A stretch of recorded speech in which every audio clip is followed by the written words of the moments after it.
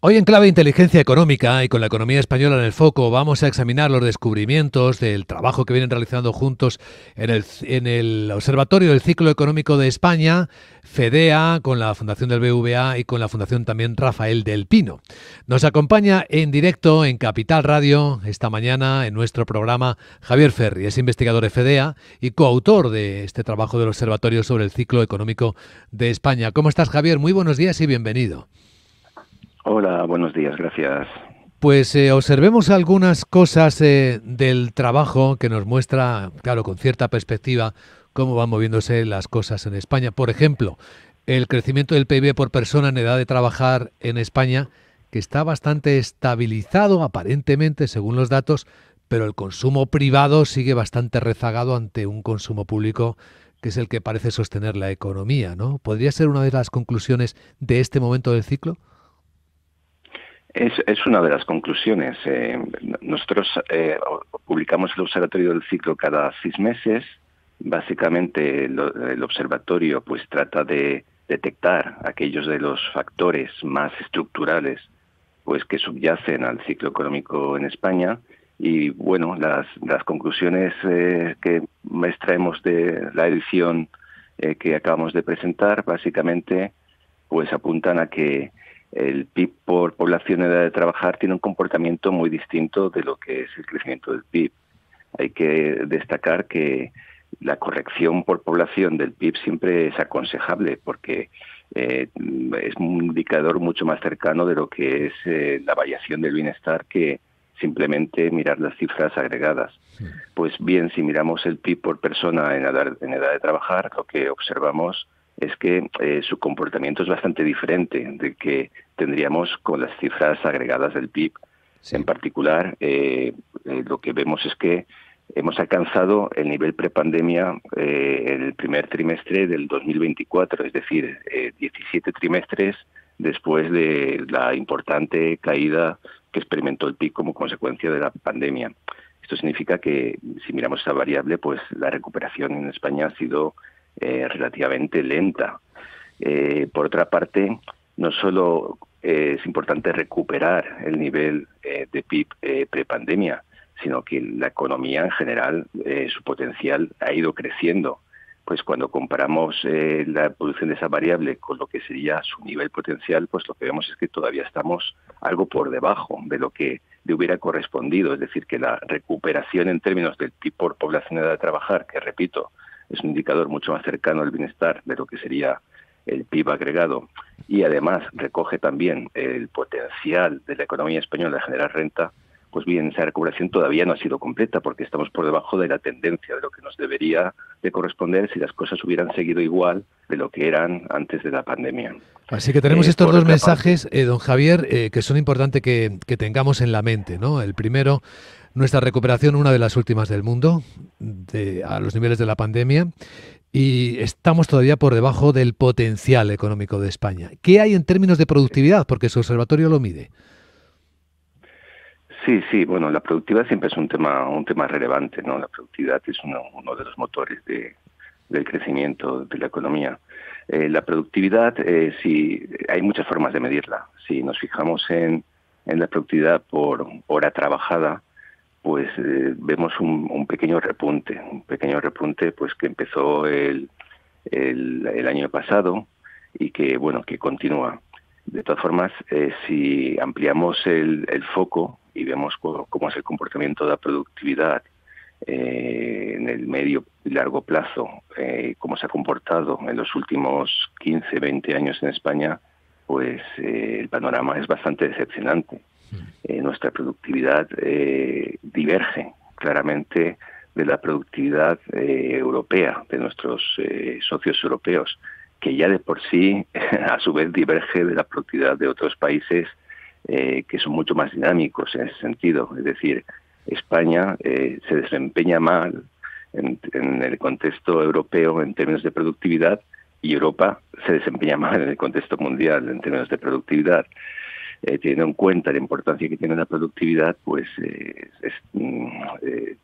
esto es un aviso de que tenemos que hacer algo, porque esa productividad está detrás también del crecimiento de la renta per cápita, de la renta por población de trabajar, aquellos indicadores que hemos dicho que son mucho más cercanos a lo que es el nivel de bienestar de las sociedades que no la renta agregada. Sí, nos gustaría que nos explicara a qué se debe el menor crecimiento del consumo privado. ¿Qué hay en el fondo?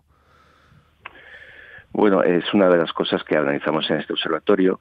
El consumo, si también lo ponemos en términos de población por edad de trabajar, que repito que es una corrección que es mucho más aconsejable hacer que no mirar simplemente los grandes agregados, porque tiene en cuenta también pues la evolución de la población y la evolución de aquella población potencialmente productiva de una economía. Pues si miramos el consumo, su desempeño ha sido todavía menos dinámico que observamos con el PIB per cápita.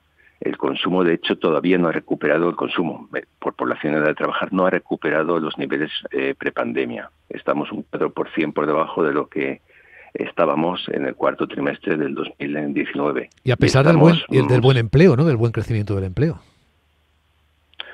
Sí, a pesar del buen crecimiento del empleo, pero precisamente lo que esto nos está indicando es que el empleo está aumentando. Es verdad que el empleo también está aumentando en toda Europa, con lo cual la brecha en la tasa de empleo con respecto a Europa no se ha cerrado. Que en términos relativos, Europa está aumentando su tasa de empleo, España está aumentando su tasa de empleo, es decir, que no estamos divergiendo en esa dimensión, pero tampoco estamos convergiendo. Está bien, está bien que estemos reduciendo la tasa de desempleo, pero eso simplemente nos está diciendo que estamos un poco en la dinámica de lo que es Europa. Lo que estaba también comentando es que la tasa de empleo está aumentando, el empleo está aumentando, pero es que la población activa está aumentando a tasas muy importantes y básicamente debido a la entrada de población extranjera, a la entrada de inmigrantes. Entonces, cuando controlamos por esa población, pues vemos que el desempeño del consumo no está siendo tan dinámico como que tendríamos si miráramos sobre la foto de consumo agregado. ¿A qué se debe este comportamiento de consumo? Pues bueno, precisamente uno de los principales activos de estos observatorios que publicamos cada 6 meses es tratar de establecer y de estimar aquellos factores subyacentes a los distintos componentes del PIB y de otros factores también importantes de la economía. Pues, por ejemplo, observamos que la política monetaria a través de los tipos de interés todavía es un factor que detrae mucho crecimiento al consumo, a esta variable de consumo. Hay que decir que utilizamos los últimos datos disponibles, que son los de finales del segundo trimestre del 2024. Entonces empezaba a relajarse la política monetaria.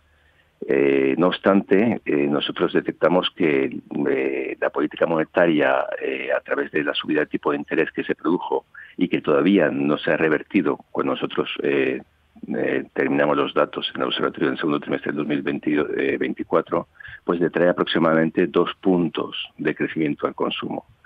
¿Qué es lo que está empujando al consumo hacia arriba? Igual que hay factores que detraen crecimiento del consumo, hay otros factores que empujan el crecimiento hacia arriba. Lo que sucede es que en términos, cuando juntamos todos los factores, pues observamos un pequeño crecimiento del consumo. El consumo por población de trabajar ha crecido, pero su crecimiento es insuficiente todavía para recuperar los niveles prepandemia. Pues, por ejemplo, factores que están empujando hacia arriba el consumo, pues tenemos un cambio, un shock, una perturbación que afecta a las preferencias de la población por el consumo y la vivienda. Esas preferencias pueden estar recogiendo una mejora en las expectativas y pueden estar recogiendo también, pues por ejemplo, el encarecimiento de la vivienda. En la medida en que los hogares dedican menos recursos a la vivienda, pues esto libera fondos que pueden dedicar a consumir. Sí. Estaba pensando que la parte buena también es que aumenta la tasa de ahorro, ¿no? Una parte positiva de todo esto.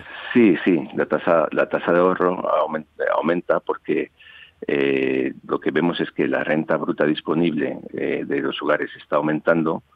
El consumo, como no termina de despegar en la dimensión de dicha de por población de trabajar, pues esto se ha manifestado también en un aumento en la tasa de ahorro. El aumento de la tasa de ahorro efectivamente ha aumentado mucho. Se puede decir que ha habido un cambio de tendencia después de la pandemia. En la pandemia hubo un aumento espectacular en la tasa de ahorro, en parte por la obligatoriedad de estar en casa y no poder pues realizar ciertos gastos, pero también por un motivo de precaución importante, es decir, ese aumento de la incertidumbre, etcétera. Después de la pandemia, en el año de recuperación posterior, la tasa de ahorro volvió a caer, aunque se situó en tasas mayores que de la que teníamos observado anteriormente, y ahora ha vuelto a repuntar. Es decir, que sí que ha habido lo que parece un cambio de tendencia en la tasa de ahorro. Eso es bueno porque nos hace un poquito más parecidos a lo que son los otros países de Europa. Hay que destacar que España, en ese caso, siempre ha sido, en esta dimensión, ha sido casi siempre una anomalía con respecto a Europa, con tasas de ahorro extremadamente bajas para lo que es el contexto europeo. Y este cambio de tendencia nos acerca un poquito, todavía no hemos llegado, pero nos acerca un poquito más a lo que es la tasa de ahorro de la media europea. Pues aquí se observan perfectamente las luces y las sombras del ciclo económico de España, muy bien reflejado en este trabajo semestral del observatorio en el que el equipo de FEDEA, con BVA Research y con la Fundación Rafael del Pino, trabajan y aportan luz sobre la economía. Trabajo que agradecemos mucho a los ciudadanos para entender mejor qué nos pasa en la economía española. Don Javier Ferri, gracias por compartirlo en Capital Radio. Muchas gracias a vosotros. Un saludo.